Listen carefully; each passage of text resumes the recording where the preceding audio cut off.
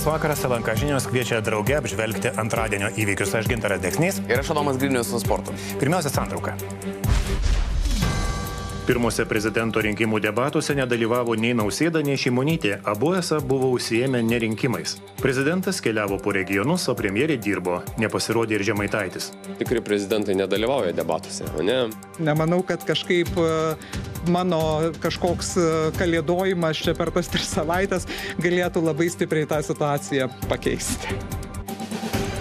Tokio masto karinių pratybų Lietuvoje dar nebuvo. Sausumoje, jūroje ir ore treniruosis per 20 000 Lietuvos ir sąjungininkų karių. Bus išbandyti NATO regioniniai gynybos planai ir HIMARS sistemos. Gatvėmis judės daug karinės technikos, galimi nepatogumai, tad gyventojų prašoma supratimo.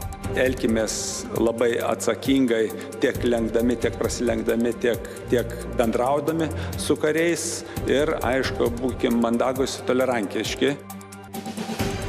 O vyriausybė ir vokiečių Rheinmetall parašais įtvirtino planus Lietuvoje statyti amunicijos gamyklą. Mums tai reiškia daug. Tikimės ilgalaikės partnerystės. Lietuvos pasienyje su Baltarusija vėl ilgos automobilių eilės. Baltarusiams bandant pralysti be eilės, kyla net muštynės, kviečiama policija. Automobilių perpardavėjai važiuoja be eilės ir įlenda, jeigu tik pamato kokį tarpą. O mes kenčiame. Jie varo brangius automobilius, po 5, po 6. Kilo konfliktas, kuris baigėsi muštynėmis.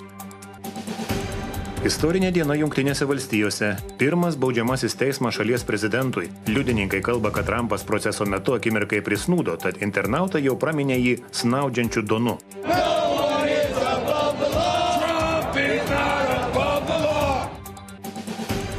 O Graikijoje įžiebta olimpinė ugnis, prasidėjo jos kelionė į Paryžių.